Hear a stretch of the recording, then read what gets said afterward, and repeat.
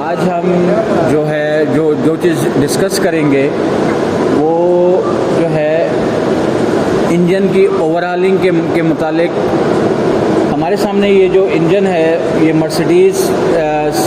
Benz की series का OM 442LA है, यानी कि OM 442LA, L से मुराद इंटरकूलर और टर्बोचार, A से मुराद टर्बोचार्जर। सबसे पहले जो है हम जो है इसमें देखेंगे ये अभी रिसेंटली हमने इस इंजन को जो है ओवरऑल किया है, और ये इंजन जो है 3 फेजेस से गुजरता है। पहले फेज़ के अंदर जो है हम जो है इंजन को एसेस करते हैं कि क्या इसको ओवरऑल करने की ज़रूरत है या नहीं है। उसके अंदर एसेस करने के लिए हमारे मुख्तलिफ़ चीज़ें होती हैं जिसको हम टेस्ट करते हैं कि ये इंजन इस वक्त अब ओवरऑलिंग के फेज़ में आ गया है, इसको ओवरऑलिंग की ज़रूरत है या नहीं है। अब जो चीज़ें उस इंजन के अंदर आती हैं, जब हम देखते हैं कि इंजन जो है इस वक्त इसको ओवरऑलिंग की ज़रूरत है, वो हम सबसे पहले देखते हैं कि इंजन जो है उसके अंदर नॉकिंग या उसके अंदर एबनॉर्मल साउंड्स आ रही हैं, तब हम कहते हैं कि भाई इस इंजन को हमने ओवरऑल करना है। या फिर अगर उसमें स्मोक, ब्लैक स्मोक या वाइट स्मोक एक्सेस आए तो उस सूरत में भी हम डिसाइड करते हैं कि इस इंजन को अब ओवरऑलिंग की ज़रूरत है। तीसरे फेज़ में जो है हम ये चेक करते हैं कि इंजन जो है उसके अंदर ऑयल की कमी हो रही है, यानी कि डेली बेसिस पे हमें उसमें इंजन ऑयल को ऐड करना पड़ रहा है। तो इसका मतलब जो है रिंग और जो इसके लाइनर है उसका गैप बढ़ गया है, और इसके वॉल और इसकी सीट वगैरह से जो कंप्रेशन में जाना चाहिए वो एक्सेल होकर, यानी कि आपका लो ऑयल भी साथ साथ जा रहा है, और इस तरह करके ऑयल कम होना शुरू हो जाएगा। तो ये वो चीज़ें हैं जिससे हम किसी भी इंजन को ओवरऑल करने के लिए हम सजेस्ट करते हैं, और फिर उस पर फैसला करके उसके ओवरऑलिंग फेज़ में जाते हैं। ओवरऑलिंग फेज़ के अंदर जो है हम आने से पहले इसकी एक टेस्ट और करते हैं, वो है कंप्रेशन टेस्ट। जब हमें ये है कि अब इस इंजन को हमने ओवरऑल करना है तो इसका एक कंप्रेशन टेस्ट करते हैं। कंप्रेशन टेस्ट के अंदर जो है हम इंजन की बैटरी से उसको डिस्कनेक्ट करके और सारे एक इंजेक्टर निकाल के उसके अंदर टेस्टर लगाकर और इंजन को फिर मूव करते हैं। इससे हमें इस तरह जितने सिलेंडर होते हैं सारे सिलेंडरों को बारी बारी हम करके कंप्रेशन में लेके जाते हैं, और उससे फिर हमें पता चलता है कि इसका कंप्रेशन वीक हो गया है। अगर एक आइडियल इंजन OM 442LA का जो इंजन है, जिस तरह ये मर्सिडीज़ बेंज का इंजन है, उसमें 30 से 32 बार का जो अगर कंप्रेशन आ रहा है तो इसका मतलब वो एक आइडियल फेस में है। अगर 1 नंबर सिलेंडर और 2 नंबर सिलेंडर, 3 नंबर सिलेंडर, 4, 5, अगर सबका जो है 28, 29, 30 बार के उसके अंदर रेंज में है तो उसका मतलब ये आइडियल पोजीशन है। लेकिन अगर बिलफर्ज अगर एक सिलेंडर का 20 बार आ रहा है कंप्रेशन, एक का आ रहा है 24 बार आ रहा है,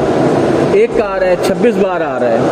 एक का आ रहा है 18 बार आ रहा है, यानी कि इसका कंप्रेशन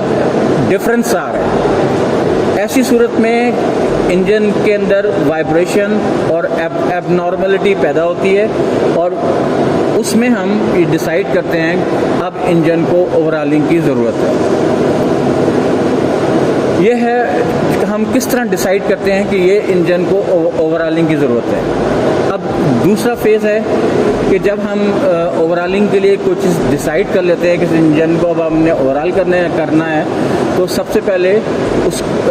उसको डिसमेंटल करते हैं, उसके फाउंडेशन से उसको अपना खोल कर उसको हम वर्कशॉप में इंजन को ले आते हैं। वर्कशॉप में लाने के बाद फिर उसको सीक्वेंस से उसके स्टेप बाय स्टेप सारी चीज़ों को डिसमेंटल करते हैं, उसकी क्लीनिंग करते हैं। उसके बाद फिर क्लीनिंग करने के बाद फिर एक इंजन की फोरकास्ट लिस्ट बनाई जाती है, जो फोरकास्ट लिस्ट से मुराद ऐसी लिस्ट कि हम वो करेंगे कि अगर एक इंजन हम ओवरऑल करने जा रहे हैं तो उसके अंदर हमें किन किन आइटम्स की ज़रूरत पड़ेगी और मुमकिन तौर पर जो आइटम लाजमी ख़राब होंगे उनको हमने चेंज करना है। क्योंकि अगर एक दफ़ा एक इंजन को हम असेंबल करते हैं और असेंबल करना हमने सारी चीज़ें असेंबल कर दी, 2 चीज़ें नहीं की, 10 में से 2 चीज़ें नहीं की, तो वो 2 चीज़ें वो प्रॉब्लम करेंगी कि आपको पूरा फेस को रिवाइंड करना पड़ेगा और आपके जो बाकी के जो 8 असेंबलिंग की नई चीज़ें हैं, गैस किटें हैं, वो सब के सब ज़ाया होंगी इस फेस में। तो हम जो है सारी चीज़ों का पहले फोरकास्ट लिस्ट बनाते हैं, फिर उसकी स्पेयर्स को जो है डिसमेंटल करते हैं, सारी इंजन के पार्ट्स को डिसमेंटल करते हैं। उसके बाद फिर उसकी इंस्पेक्शन करते हैं। इंस्पेक्शन से मुराद मेजरिंग करते हैं, जिस तरह क्रैंक शाफ्ट की कंडीशन क्या है, मेन बेरिंग की कंडीशन क्या है, बिग एंड बेरिंग की कंडीशन क्या है, पिस्टन के लाइनर की जो है उसका बोर कितना है, फिर उसके बाद उसके वॉल की पोजीशन, इन सारी चीज़ों को इंस्पेक्ट करके मेजर करके उसके बाद फिर हम उसके नए स्पेयर्स के लिए ऑर्डर करते हैं। उसके बाद जब तीसरा फेज़ आता है जहाँ पर हम क्लीनिंग के बाद उसको हम लेके जाते हैं, वो जो तीसरा फेज़ है उसके अंदर जो है उसको असेंबलिंग का आता है। असेंबलिंग के फेज़ में जिस सीक्वेंस से हमने उसके पार्ट्स को डिसअसेंबल किया था, उसी से हम उसी के अपोजिट हम फिर चीज़ों को असेंबल शुरू करते हैं और असेंबल करके पूरा इंजन जो है